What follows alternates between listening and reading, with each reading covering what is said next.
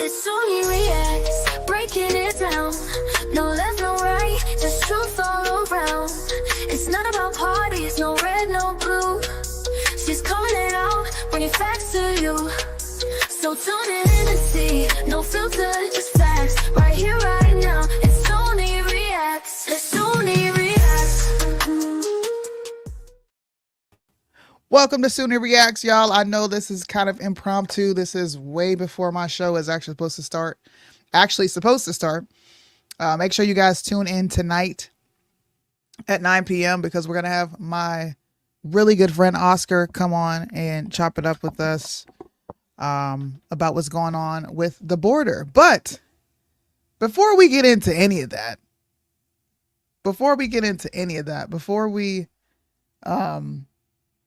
actually, no. Why did I just say that? Before I get into what I'm talking about, I just wanted to go ahead and put that out there. Now, there's nobody watching me right now, which is crazy. Oh, wait. I'm supposed to be live on Instagram. Hold on. I got to redo the intro, y'all. We got to redo the intro, y'all. This is what happens when I go live and don't prepare.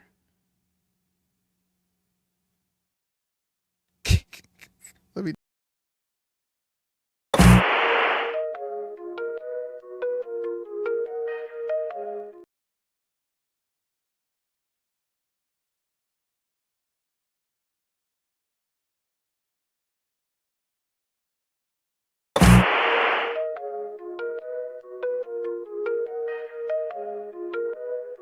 It's only reacts, breaking it down. No left, no right, just truth all around. It's not about parties, no red, no blue. She's calling it out, bringing facts to you. So tune in and see, no filter, just facts. Right here, right now, it's only reacts. It's only reacts.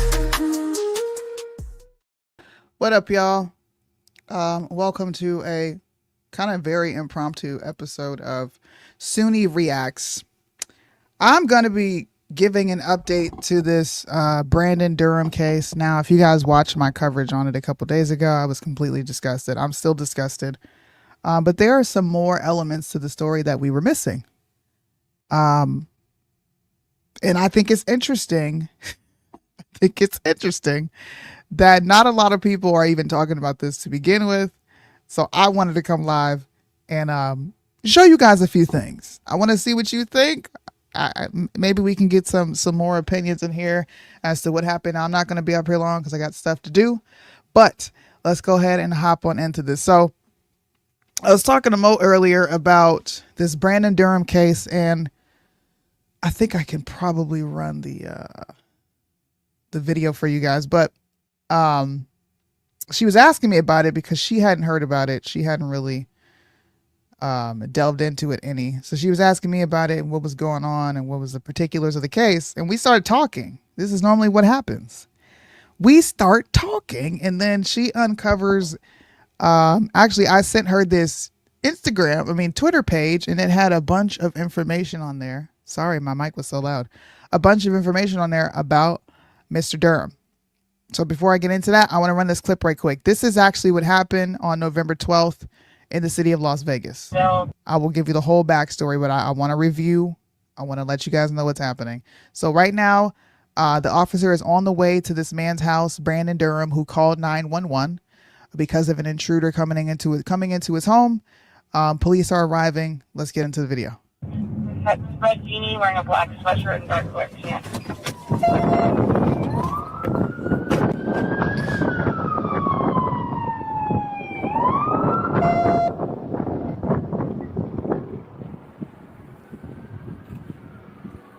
Hey, they said they made entry. We got to go in there. Yeah, we gotta go in. Hey, one, we have a broken window and we're gonna make entry. Kick it!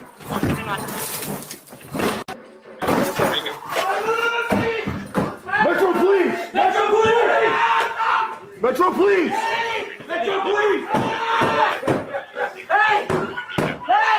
Hey, drop the knife!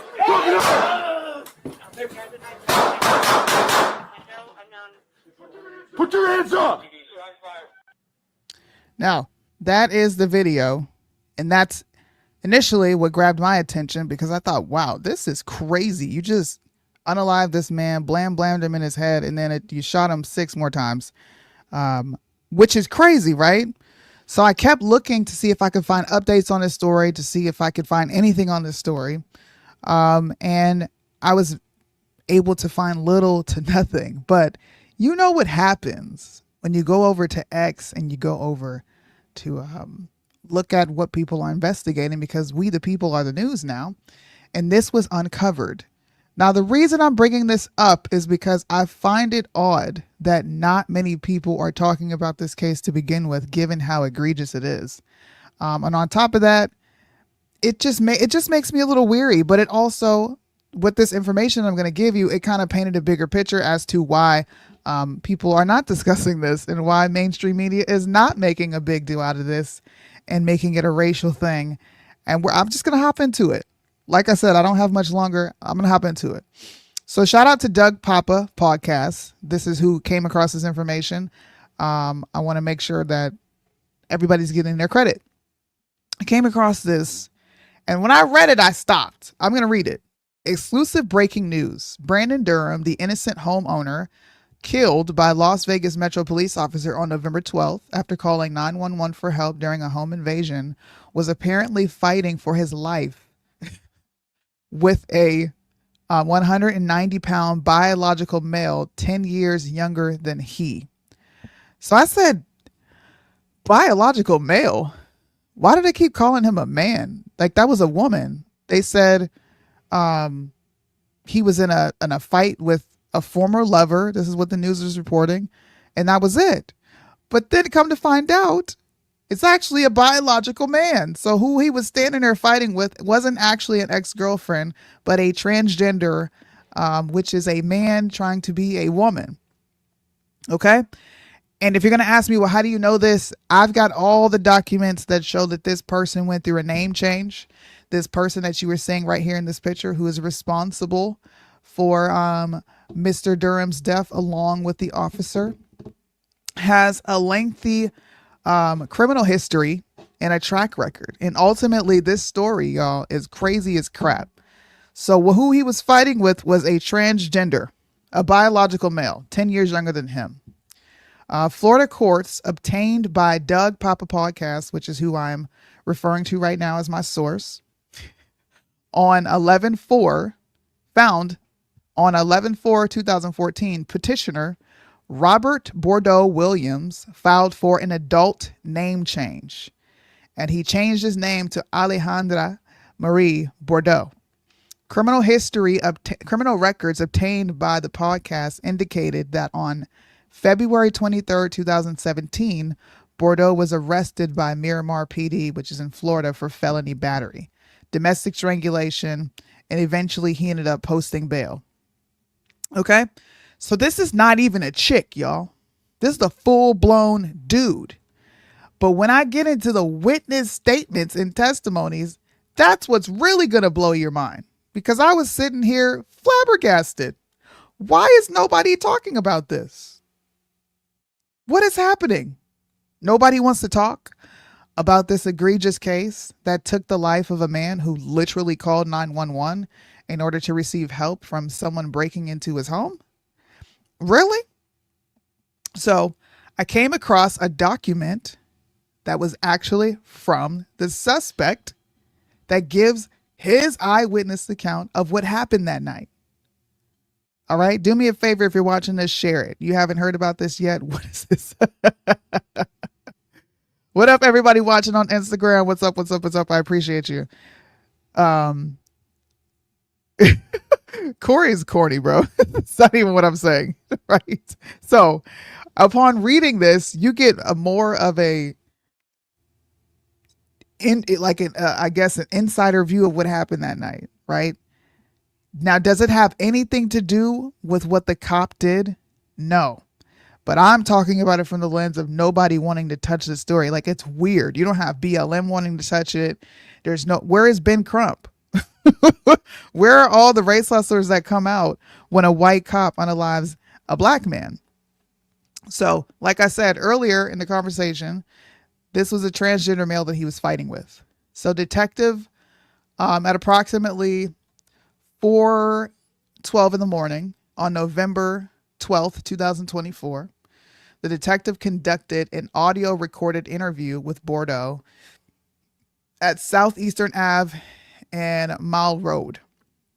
Also present for the interview was another detective by the name of Walter, and below is a summary of the interview. For complete details, refer to the interview transcript. So Bordeaux is talking to the detectives, and he says, this is crazy. He and Durham worked together in real estate industry in Las Vegas, by the way. This is where this happened. And they had a casual sexual relationship with each other. Okay. Bordeaux confirmed that he did not, I'm not going to call him a she, he did not live with Durham in Durham's house. And their sexual relationship also included group sex with other people. Bordeaux explained that Durham would send nude pictures of himself to others, and Durham would send nude pictures to Bordeaux and other people. Bordeaux became frustrated with Durham's multiple sexual partners. He also was upset that Bordeaux was not being accountable for blank. We don't know what that is. Okay, this is redacted out. Bordeaux and Durham decided mutually that it would be best for Bordeaux to leave. During the early mornings of November 11th, Durham was at a hotel with another female while Bordeaux was at his house. Durham called the police. Bordeaux agreed to leave the house. Bordeaux left the house and used the Uber to get to the airport, where he stayed until his flight. Bordeaux checked in with his luggage for the flight and proceeded through security and a departure gate. While he was at the gate, he was told the ticket had been canceled, and the employee at the gate told Bordeaux that the ticket was canceled because someone called and said the ticket was purchased with a stolen card. This is crazy. Bordeaux used Uber to go back to Durham's house. While on the way back, Bordeaux decided that she, aka he, was going to die. Now, this is where the story gets strange. Okay? I'm giving you the nature of the relationship so you can see what this psychotic person actually did on purpose. This man is dead because of someone else's attempt to get rid of him because of this sexual relationship. So Bordeaux, which is a transgender, is on his way back to Durham's house, which is a victim. And he decided that he was going to die that day. He explained that he had been suicidal for a few days and wanted to be shot by police.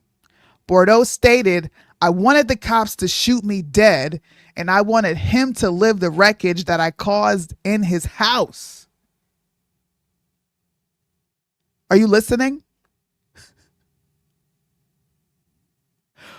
When he got to the home, he then broke the window, found a propane tank on the side of the house, used it to break the window on the car. Bordeaux explained he broke the window by the front door and climbed through the window to enter the home. Durham was inside the man cave having sex with another female while watching pornography. Now, all of this is happening while the 15-year-old daughter is in the home. And I'm going to read her statement as well. And then I'll come back after my show to continue a part 2 of this fucking crazy story. This story is absurd.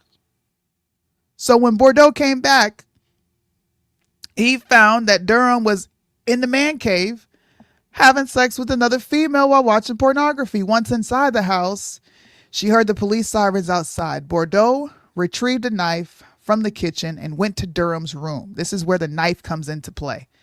This epic steal that everyone keeps showing on mainstream media. This right here. This is him going into the kitchen and taking a knife and trying to not even, I guess, on purpose unalive him, but make the cops unalive him. He wasn't even trying to kill Bordeaux, although he certainly made it seem like he was. It was his intention to be unalived by cops. Suicide by cop, y'all. This is crazy. They asked him, when asked if Durham thought he was going to stab him, Bordeaux replied, "I made him believe very much so that I was going to." When police arrived, Durham's daughter was in the bedroom screaming. Bordeaux was in the doorway of Durham's bedroom holding a knife. Durham was holding Bordeaux's hands closed with the knife in his hand, she explained. She meaning the transgender.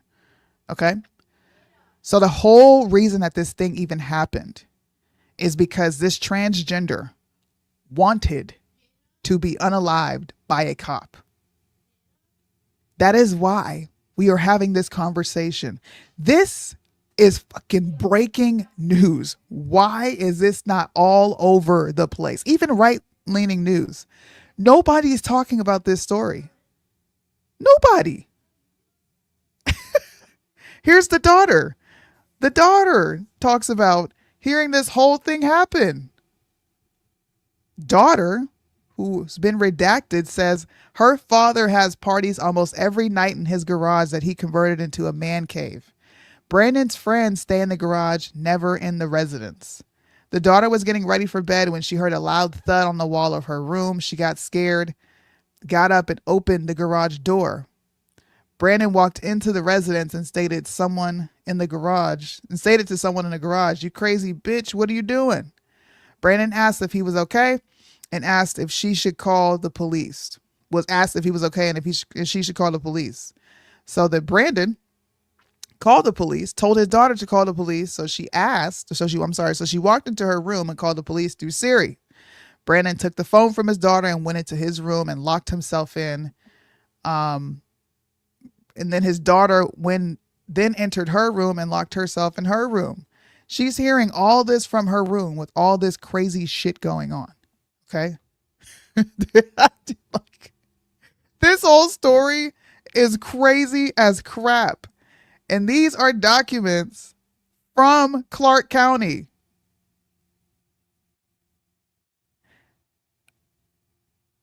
This person wanted to be unalived by cops. And ultimately, the cop shot the victim. And now a person is dead. And we have no outrage?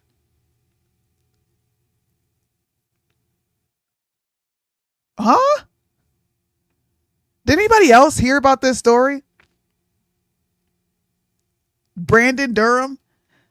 I know you've seen this still, but has anybody else heard about this story? This is the craziest story I have ever heard in my life. Never in a million years did I think I would be sitting here on a live saying, hey guys, there's an update to this story. And apparently this was a suicide by cop scenario. Suicide by cop. Where's the actual, let me see. I saved it to my computer. I want to show you guys how we know this is a transgender. And I'm sorry, but I think that this is a very important aspect of the case, especially since this thing wanted to unalive himself and decided to bring someone else in on his suicide attempt. And now there's a young girl without a father. So if you can look at this, it says inmate name reference. This is his arrest record that I was talking about earlier, right? He got a name change, but he's still legally identified as a man. Now, if you look this up, this inmate number, you look up Bordeaux, you put in the name change, the Alejandra Maria, and you look at the arrest date, which is on the 12th, you see age 31, race B, sex male. I think this matters. An innocent person is gone from his daughter. Even though he was in there practicing all sorts of perverted sin, someone was unalived that night. And an officer did it because this transgender does not have the scruples to just know when to tap out and walk away from a situation. You wanted to unalive yourself by involving another human. This is crazy. This is crazy. I'm sorry. So Brandon wanted to kill himself? No, the transgender. The woman that I have pulled up, I said the woman, Lord forgive me. The man that I have pulled up on my screen right here, the light-skinned man that looks like a woman. This is a biological male who conducted this whole plan to go to the victim's home, Brandon Durham, to have a death by suicide, suicide by cop scenario happen. From his words, not mine, from his words. And you guys just heard me reading the report. This is a report, the interview that sat down with Alejandra Bordeaux. I wish I could zoom it in. Hold on. Let me see if I can read it again.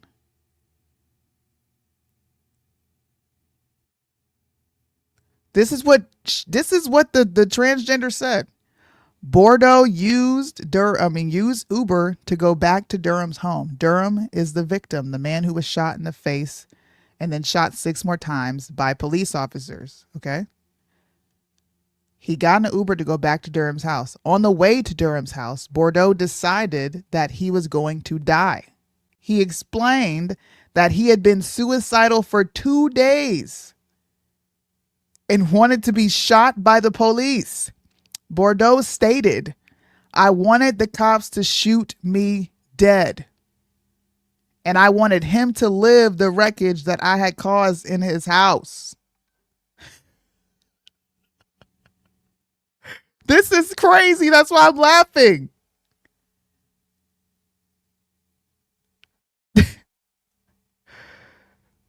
Durham was holding Bordeaux's hand closed with the knife in her hand. I'm just going to read it how it is. She explained she submitted, but let him control her hand and the knife in defense. Bordeaux explained that she initially had 2 knives, and while she and Durham were in the bedroom doorway, she was holding one. He was holding the other. Bordeaux turned her chest towards officers, closed her eyes, and said a prayer. After the shots, she told the officer he shot the wrong person. Bordeaux clarified that her intention was to be killed by police in Durham's home so Durham could live with it afterwards. A man is gone and dead because of mental illness in this country. We already know the police officer's wrong. He should be under the jail because not only did you have an active description coming in before you entered the home, you literally shot the person in nothing. You shot the person that's naked. Wouldn't you shoot the person that's literally standing in the hallway with the hoodie on? You didn't even hit the right person. But the reason that this whole thing happened, the reason that there is a little girl that has a father no more, is because of this transgender. We should absolutely be talking about this because the news is not going to tell you this aspect of the story.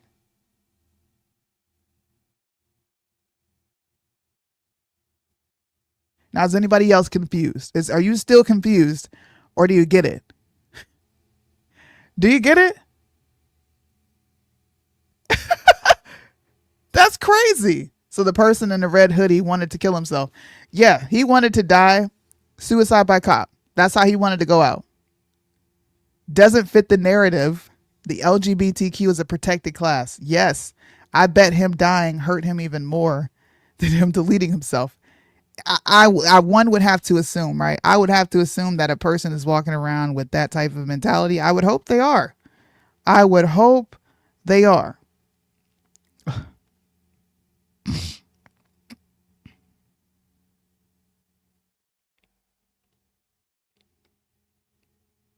Wait. 9 p.m. EST.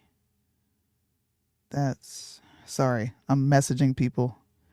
That's 6 p.m. Pacific Standard Time for me. Sorry, we're having a Oscar on later, but bro, I would have thought that was a stud. This story is crazy, y'all. I wanted to come live and talk about it because I had done a show where I was absolutely just going in on the police officer because it was egregious. The way this man went out and how it was handled and conducted was absolutely egregious. And we also got to hear from the officer that took the shot. And that was rather alarming to listen to. Now, the officer who shot, his name is Brogdon, Officer K. Brogdon, and here's his badge number and all that. People can go look up his record. Once again, the detectives conducted an audio recorded interview with Officer Brogdon at 6995 Wine River Drive. Also present at the interview were PPA representatives. And below is a summary of the interview. For complete details, refer to interview transcript. So Officer Brogdon responded to the shooting call at this address. While en route, an update was broadcasted that an unknown race male wearing a red hooded sweater made entry to the residence. Persons also reported that bricks were being thrown at the residence and glass was breaking. So the first detail is literally shaky off rip, because the officer had all the information that he would need to know. The assailant is there. The suspect is there. He's wearing a red hoodie. But ultimately, he killed Brandon Durham. It makes no sense. Because they had a sexual relationship, Descent. They were in strange relations with each other. I got to wrap up because I got to get up out of here. But he responded to a possible shooting, and while en route, he was given an update on what the suspect was wearing. Upon arrival, he observed bricks in the street and broken glass by the residents. Officers Brogdon, Bookman, and Romanowski approached the residence and heard someone yelling. Officers kicked the door down. Brogdon heard some screams for help coming from the rear residence. Officer Brogdon heard Bookman say, and this is the guy who actually did the shooting, Officer Bookman, dropped the knife. Officer Brogdon turned the corner, observed a male with no shirt and a person wearing a hood, struggling over a knife. Officer Brogdon could not tell who was actually holding the knife because the two individuals were in a physical altercation in close proximity to each other. Within a half second, Officer Bookman fired shots. A half second. Where's Officer Bookman at? We want to hear his take on what happens. Now, Officer Bookman's interview is not up here. Hold on, bro.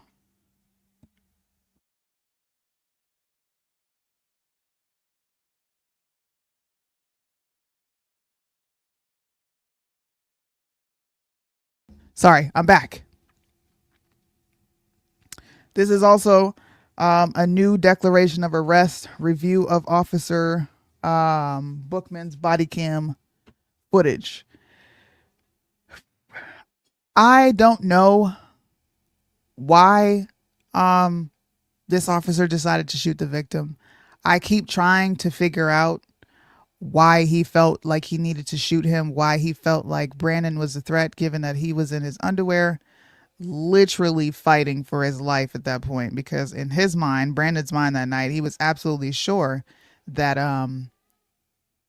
Mr. Bordeaux, who came over, was going to unalive him, right? So Officer Bookman instructed the subject to drop the knife twice before he discharged his firearm. Officer Bookman's body-worn camera showed Bordeaux falling to the ground and Durham falling on top of Bordeaux. As Officer Bookman moved closer to Bordeaux, the knife could be seen, but it's not clear who was in possession of the knife. It's not clear who was in possession of the knife. Officer Bookman then discharged his firearm again, striking Durham.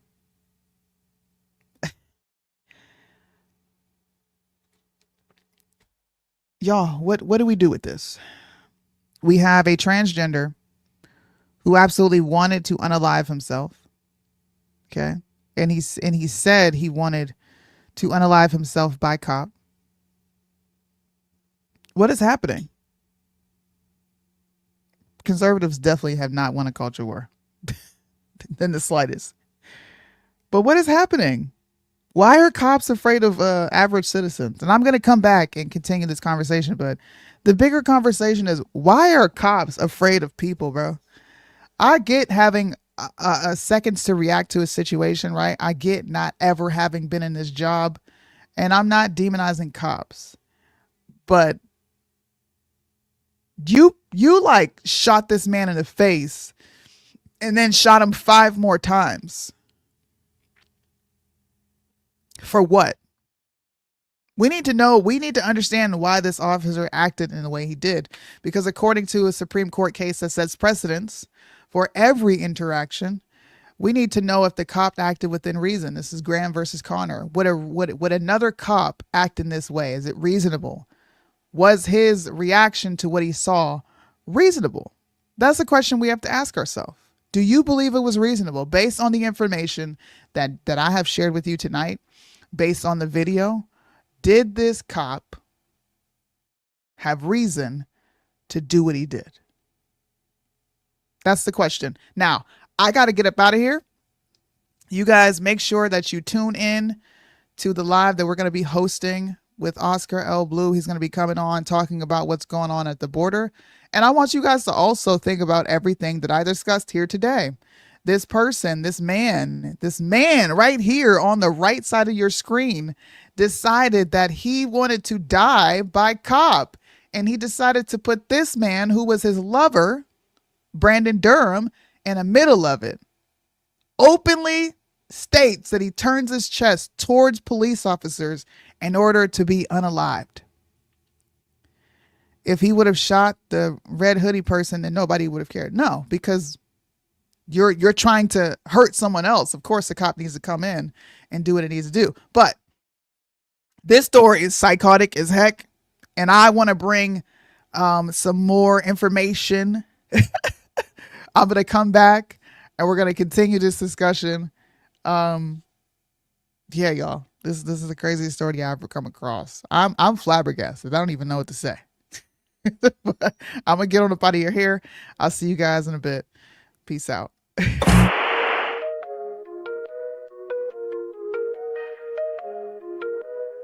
It's only reacts, breaking it